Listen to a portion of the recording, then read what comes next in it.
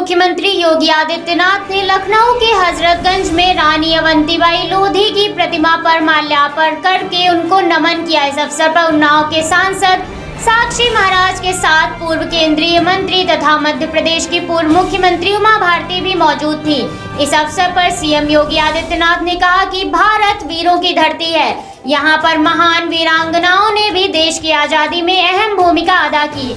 उन्होंने कहा कि इनके बलिदान से हमको आजादी दिलाई। इन महान वीरांगनाओं को हम नमन करते हैं। उत्तर प्रदेश सरकार मातृशक्ति को नमन करने के साथ ही उनकी सुरक्षा, सम्मान व स्वावलंबन के लिए मिशन एक विशेष कार्यक्रम मिशन शक्ति के रूप में शुरू किया है। इसी मिशन शक्ति के तहत हमने उत्तर प्रदेश पुलिस में 20% पद महिलाओं के लिए आरक्षित किए हैं, जिससे कि नारी की गरिमा के सम्मान की रक्षा हर हाल में हो। इसके साथ ही वीरांगनाओं के बलिदान की भी चर्चा हो। आगे उन्होंने कहा कि वीरांगना रानी अवंतीबाई लोधी का आज बलिदान दिवस है। इस अवसर पर हम प्रदेश में 3 महिला पीएससी बटालियन की भी शुरुआत कर रहे हैं। इनका नाम महान वीरांगनाओं के नाम पर है। इन 3 वीरांगनाओं ने देश की आजादी के लिए अपने को बलिदान कर दिया। आगे उन्होंने कहा, हमने प्रदेश में 1535 थाने में महिला सुरक्षा डेस्क की स्थापना की है। इसके साथ ही महिलाओं के प्रति किसी भी प्रकार के साइबर अपराध की शिकायत तत्काल दर्ज कराने के साथ ही उस पर त्वरित गति से सुनवाई भी होती है। हर मंडल में महिलाओं के खिलाफ होने वाले साइबर अपराध की सुनवाई के लिए पुलिस महानिरीक्षक को जिम्मेदारी दी गई है। हमारा प्रयास है कि हर जिले में कम से कम 5 महिला पुलिस की रिपोर्टिंग चौकी भी स्थापित हो।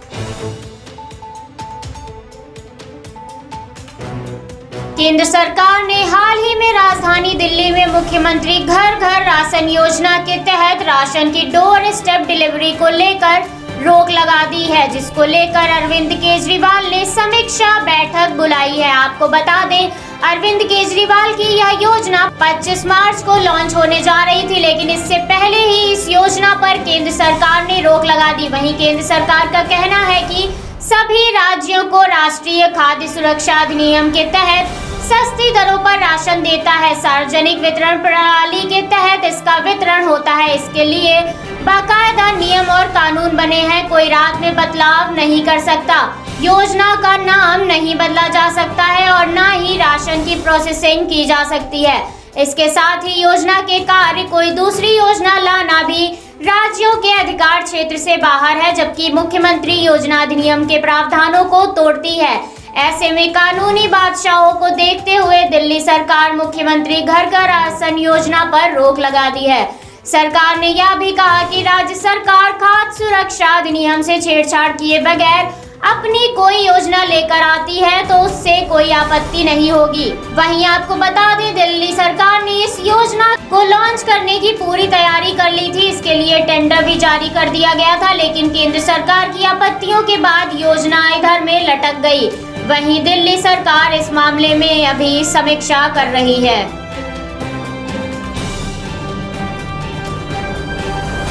पश्चिम बंगाल में विधानसभा चुनाव की तारीखें नजदीक आ चुकी हैं। सभी राजनीतिक पार्टियां मतदाताओं को अपने पाले में लाने के लिए हर संभव कोशिश कर रही हैं। आपको बता दें, राज्य में करीब 30% मुस्लिम आबादी है। मुस्लिम समुदाय का 100 से 125 विधानसभा सीटों पर सीधा प्रभाव है, जहां वे जीत हार तय करते हैं। इनमें से करीब 90 सीटों पर पिछले विधानसभा चुनाव में सत्तारूढ़ तृणमूल कांग्रेस को जीत मिली थी, लेकिन इस बार भाजपा और तृणमूल के साथ मुकाबले को त्रिकोणीय बनाने और मुस्लिम वोटरों को वापस अपने साथ लाने के लिए वाम मोर्चा और कांग्रेस के फुरफुरा शरीफ दरगाह के पीरजादा और प्रमुख मुस्लिम धार्मिक नेता अब्बास सिद्दीकी की कट्टरपंथी पार्टी इंडियन सेकुलर फ्रंट के साथ गठजोड़ किया है, जिसके बाद समीकरण बदलते नजर आ रहे हैं। वहीं AIMIM के प्रमुख असदुद्दीन ओवैसी की नजर भी बंगाल में मुस्लिम मतदाताओं पर है।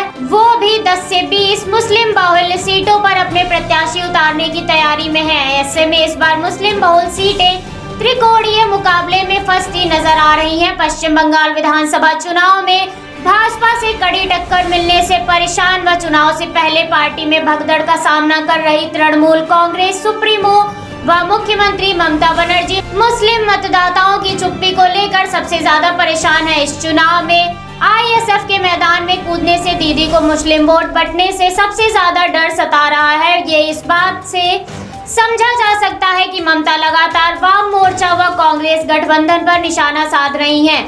आईएसएफ के प्रमुख अब्बास सिद्दीकी से वह इतनी खफा हैं कि वो उनका नाम तक नहीं लेना चाह रही। उनका नाम सुनते ही वो आग बबूला हो जाती हैं। ऐसे में मुस्लिम मतदाता यदि बंटते हैं तो इस बार तृणमूल के लिए राह आसान नहीं होगी।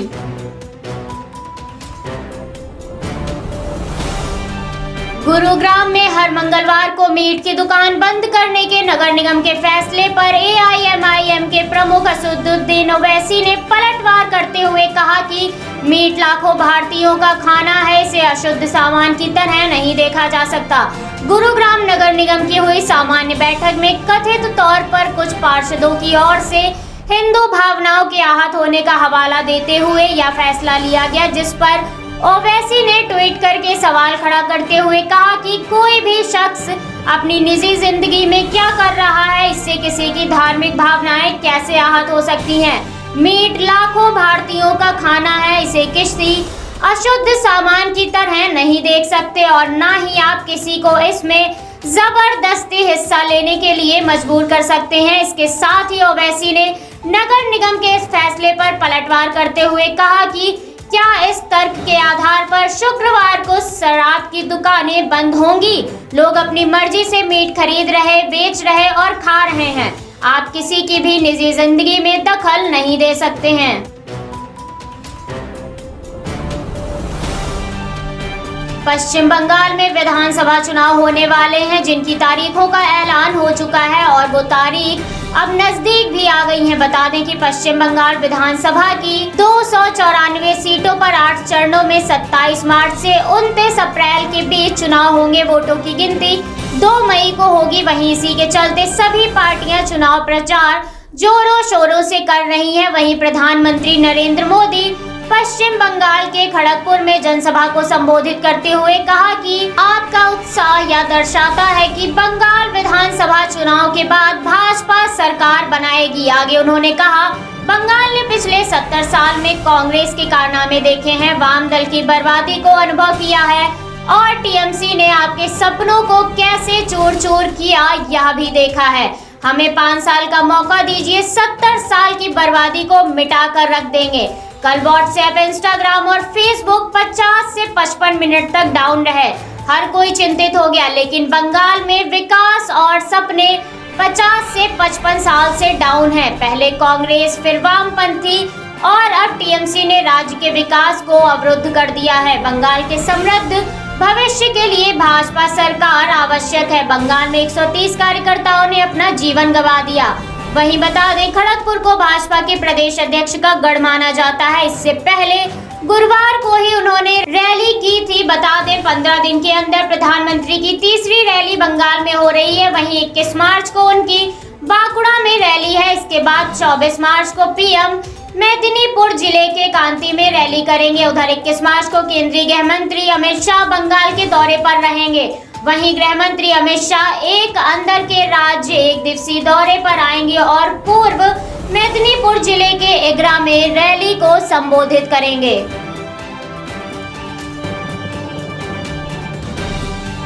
देश में आगामी 5 राज्यों में विधानसभा चुनाव होने वाले हैं। ऐसे में सभी पार्टियों ने अपनी कमर कस ली है और चुनावी रणभूमि में कूद चुके हैं। आपको बता दें, विधानसभा चुनाव असम, पश्चिम बंगाल, तमिलनाडु, पुडुचेरी और केरल में होने हैं, जिनमें से सबसे अहम राज्य पश्चिम बंगाल माना जा रहा है, क्योंकि ममता बनर्जी की पार्टी टीएमसी यहां पिछले 10 साल से राज कर रही है और ये भी माना जा रहा है कि ममता के गढ़ को हिला पाना बीजेपी के लिए आसान नहीं होगा। और वहीं इस राज्य में बीजेपी और टीएमसी की सीधी टक्कर देखी जा सकती है। आपको बता दें, भाजपा के उम्मीदवार केंद्रीय मंत्री बाबुल सुप्रियो कोलकाता के डालीगंज विधानसभा क्षेत्र से चुनाव लड़ रहे हैं। बाबुल सुप्रियो तृणमूल प्रत्याशी, कद्दावर नेता अनूप विश्वास के खिलाफ चुनाव लड़ रहे हैं। वहीं बाबुल सुप्रियो ने पद यात्रा के माध्यम से अपना चुनाव प्रचार शुरू किया।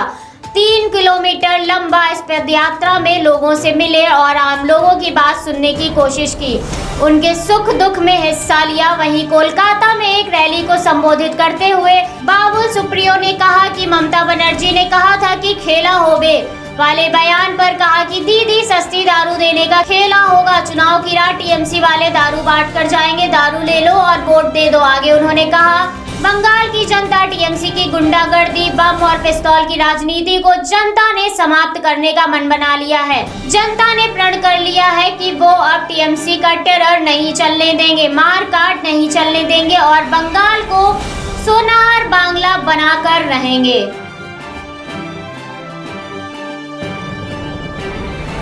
मौसम विभाग के अनुसार 22 मार्च तक बारिश और हिमपात की गतिविधियां हिमाचल प्रदेश तक ही सीमित रहेंगी। 24 मार्च तक उत्तराखंड के कई हिस्सों में अच्छी बारिश और हिमपात की गतिविधियां देखने को मिल सकती हैं। क्लाइमेट वेदर के मुताबिक मध्य प्रदेश, विदर्भ और छत्तीसगढ़ के कुछ हिस्सों में हल्की से मध्यम बारिश होने या गरज के साथ बौछारें पड़ने की संभावना है। उधर राजस्थान, जम्मू कश्मीर, मुजफ्फराबाद, हिमाचल प्रदेश और उत्तराखंड के कुछ हिस्सों में हल्की बारिश होने का अनुमान जताया जा रहा है। वहीं सिक्किम, असम और अरुणाचल प्रदेश के भी कुछ हिस्सों में मेघा बरस सकते हैं। यही नहीं, पंजाब, उत्तरी राजस्थान, हरियाणा, दिल्ली और पश्चिमी उत्तर प्रदेश में भी 1-2 स्थानों पर मौसम में बदलाव हो सकता है।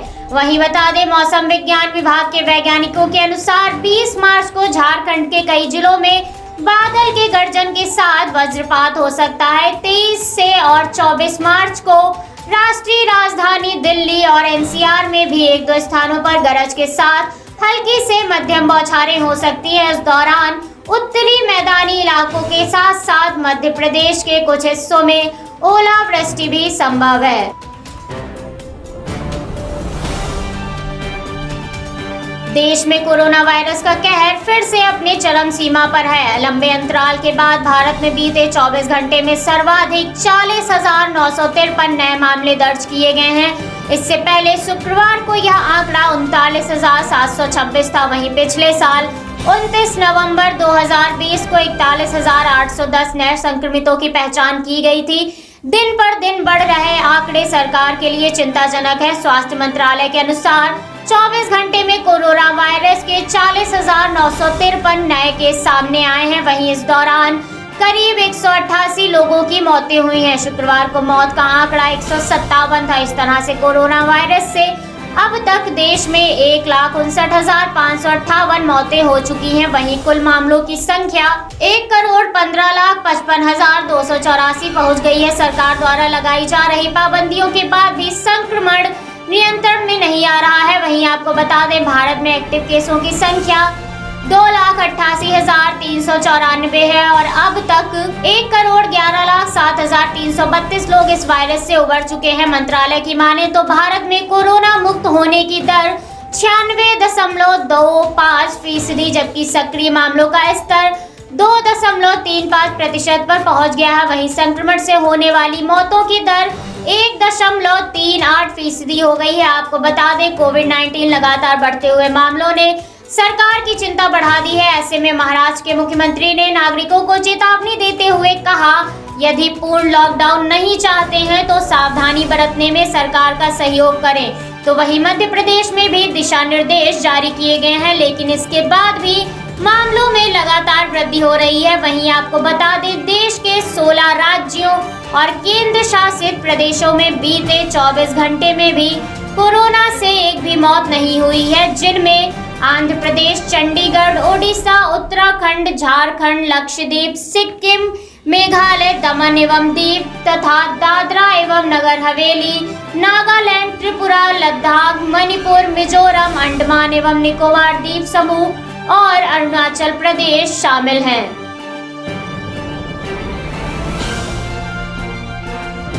बेंगलुरु के चिन्हली स्थित जन सेवा विद्या केंद्र में चल रहे प्रतिनिधि सभा की बैठक के अंतिम दिन संघ की प्रतिनिधि सभा ने सर्वसम्मति से अगले 3 वर्षों के लिए दत्तात्रेय को सरकार्यवाह चुन लिया है। उससे पहले वे सह सरकार्यवाह का दायित्व संभाल रहे थे। बता दें, संघ में प्रत्येक 3 वर्षों पर चुनाव की प्रक्रिया अपनाकर जिला संघ चालक, विभाग संघ चालक, प्रांत संघ चालक, क्षेत्र संघ चालक के साथ साथ सरकार्यवाह का चुनाव होता है। फिर ये लोग अपनी टीम की घोषणा करते हैं जो अगले 3 वर्षों तक काम करते हैं। आवश्यकता अनुसार बीच में भी कुछ पदों पर बदलाव होता रहता है। क्षेत्र प्रचारक और प्रांत प्रचारकों के दायित्व में बदलाव भी प्रतिनिधि सभा की बैठक में होती है। संघ में प्रतिनिधि सभा निर्णय लेने वाला विभाग है। इससे पहले पूर्व सुरेश भैया जी जोशी सरकार्यवाह थे। हालांकि 2018 के चुनाव में भैया जी ने सरकार्यवाह के दायित्व से मुक्त करने का आग्रह किया था, लेकिन उनके नेतृत्व में संघ के बढ़ते कामों को देखते हुए संघ ने उन्हें फिर से यह दायित्व देने का निर्णय लिया था। आपको बता दें, आरएसएस में सरसंघ चालक के बाद सरकार्यवाह का पद सबसे महत्वपूर्ण माना जाता है। विश्व के सबसे बड़े संगठन के दूसरे प्रमुख पद के लिए जब चुनाव होता है तो कोई तामझाम नहीं रहता और न ही कोई दिखावा होता है। इस चुनाव की प्रक्रिया में पूरी केंद्रीय कार्यकारिणी, क्षेत्र व प्रांत के संघ चालक, कार्यवाह व प्रचारक और संघ की प्रतिज्ञा किए हुए सक्रिय स्वयंसेवकों की ओर से चुने गए प्रतिनिधि शामिल होते हैं। अमेरिकी रक्षा मंत्री लॉयड ऑस्टिन भारत दौरे पर हैं और ऑस्टिन ने सबसे पहले दिल्ली में राष्ट्रीय युद्ध स्मारक नेशनल वॉर मेमोरियल पहुंचकर श्रद्धांजलि अर्पित की है।